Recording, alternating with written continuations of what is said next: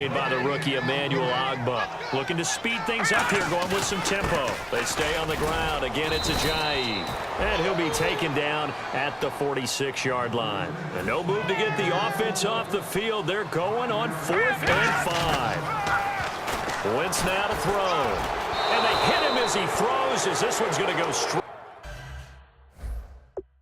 down to the turf. Incomplete.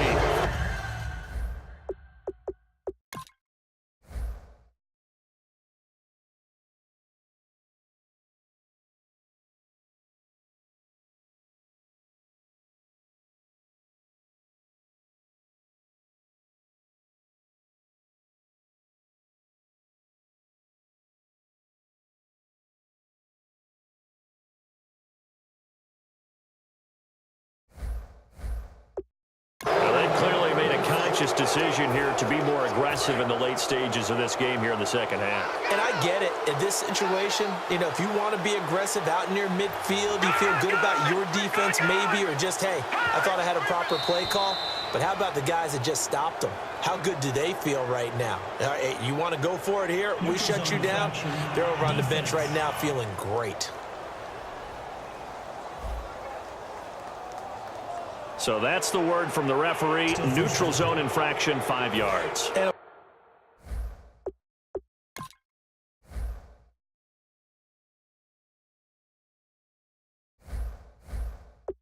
Of course, the defense is always pointing at the offense about how they drew them across. Flag goes against the defenders on that one. Out of the gun, they'll look to throw. Quick hitter here, it's complete. And brought down, but able to get it to their 30-yard line.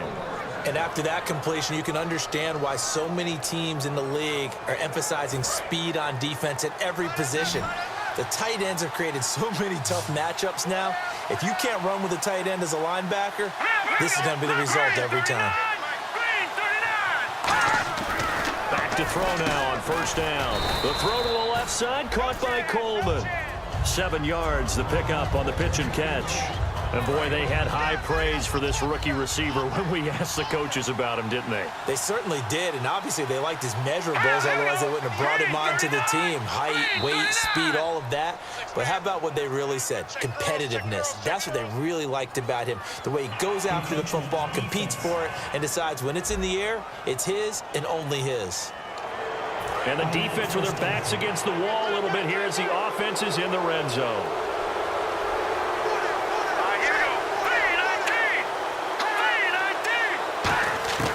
They'll look to throw here on 1st down. Firing quickly here, and that's complete. And eventually brought down, but it's near the 5 at the 6. And coaches always harp on the quarterback reading the defense and getting it to the open man. That's good recognition there. And how about what he did after the catch? Yeah, hit your tight end, let him get some rack. Yeah, when he gets moving, not many guys want to come over and put a hit on him, do they? And they'll get him down here at about the 5-yard line.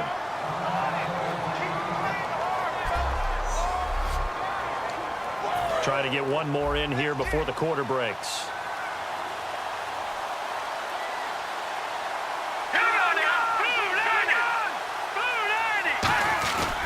They'll give Crowell another crack. And nowhere to run on the interior of that defensive line. He'll get back only to the line of scrimmage. And welcome back. We are in the city of brotherly love, Philadelphia. It's the Browns with a deficit. They're trailing, but with the football here to start the 4th. They'll look to throw on 3rd and goal. And this is caught. Touchdown, Cleveland.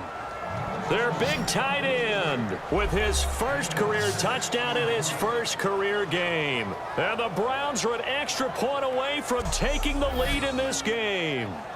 So we just witnessed touchdown number 1 for the Rook, and certainly that's a football he's going to want for the trophy case. Yeah, this is one that you don't spike, right? This is one you don't throw to your teammate and let them celebrate. This is one you keep for yourself, take it over to the equipment staff and have them mark it up, put it away, and then you get it later on. And as you said, mount it in your trophy case. Fantastic.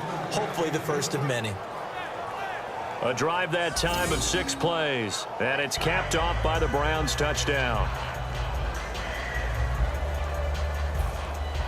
The Browns kicking team out there now as they'll send this one away. This one fielded at the 5. Oh, nice move.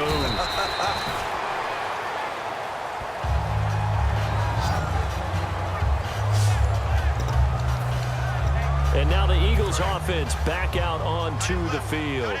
And last time this unit was out here, costly turnover, and then that turned into 6 points. They've got to make amends. And how many times have we sat in meetings with coaches and they use... Under a heavy rush, and down he goes. It'll be a loss of 7 on the sack, and it brings up second. Well, they go play fake. The problem is nobody was faked out. And when no one's faked out, what's the end result? Sack. Quarterback gets hit. Now Wentz throwing on second down. And he whips that one incomplete there. He was trying to get it to Zach Ertz that time. And that'll make it 3rd down. And the offense looks to pick up the first here on 3rd after that incompletion.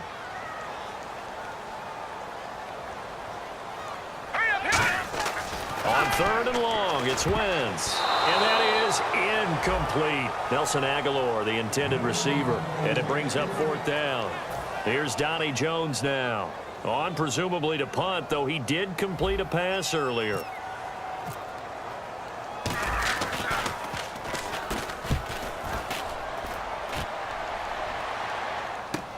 Taken from just outside the 30. That's a 49-yard punt, 8, though, on the return. And the offense will come back onto the field for the 1st and 10. And now Cleveland geared up to take the field. And that recipe on their last drive that resulted in a touchdown looked pretty good, so they'll be hoping to do that once more. And it takes me back to when we sat with the offensive coordinator and the head coach. They felt pretty good about their game plan and thought there were some holes in the defense, and they exploited them the last time out. Let's see if they can come back and put together a similar drive. And we'll see if they can do just that. 10 yards still left on 2nd down.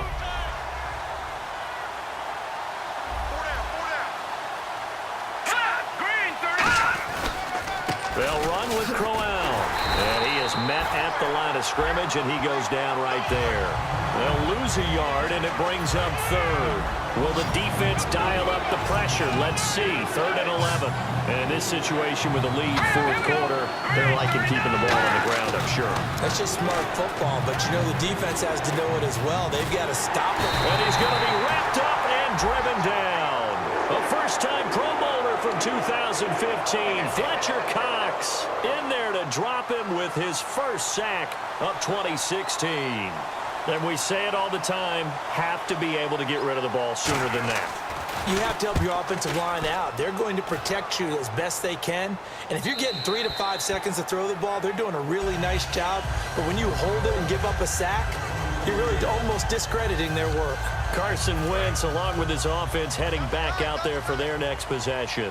So, Charles, there are the numbers. What's happened here? Defensive adjustments that's caused him to sort of fall off a bit? I think so. That has to happen. You've got to make some changes because in the first half, they were pretty effective.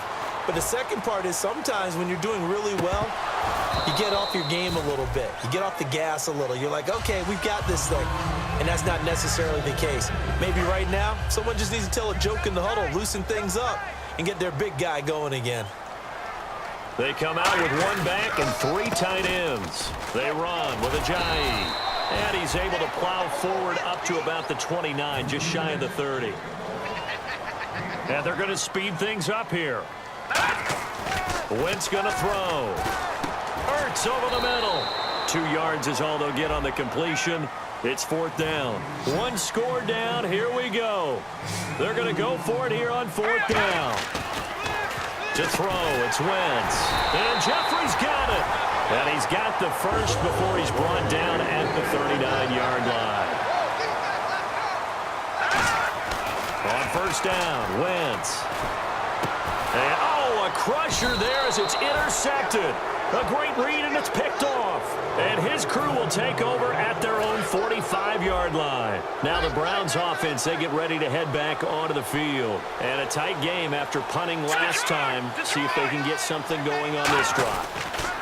As they head to the field now, with the game this close, you've got to feel there's a sense of urgency for them going on offense right now. But they have to do it without letting panic creep in and affect their play. So they're leading. They have possession of the football, and certainly this is where they just want to milk the clock. Again, it's Crowell. And this time he's able to take it down to the 42. It's a gain of 4 there, and it gives him a new set of downs. And the defense in desperate need of a stop. They have to get off the field and get the ball back to their offense if they want a chance. So the Browns in possession of the football here as we get you reset. They've got a 1st and 10 as they look to try and finish this one off. A first down carry now for Crowell. And this one goes nowhere. Losing yardage on the play back at the 46. A loss of a full 3 yards, and now it's 2nd down. A nice tackle for loss there by the 5th-year man Fletcher Cox. Signed that 6-year extension in June that locks him up through 2020. One of the cornerstones of their defense, one of the guys you have to have up. And now the Eagles going to signal for a timeout. It's just their first. They've got 2 more to use here in the final stages. Now a carry for the 2nd-year man, Duke Johnson. And now the Eagles going to signal for a timeout. That'll leave them with just 1 remaining in this 4th quarter of play. Here's Britton Colquitt now as he's on to punt for Cleveland.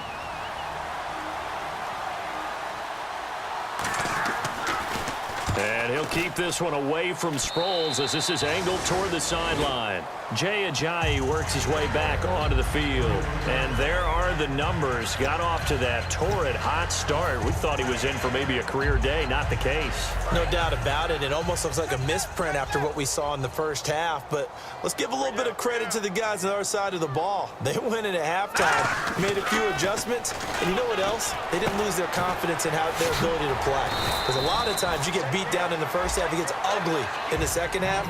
They've come out with a new resolve and a renewed determination. And now they're in the hurry-up. Back to throw. And that's one of his advantages of a passer, is it not? With his height, setting back there in the pocket, firing it over the middle, he can really see everything clearly. It is, and I know that other quarterbacks get it done different ways, all right? You don't have to be his height to make a great play.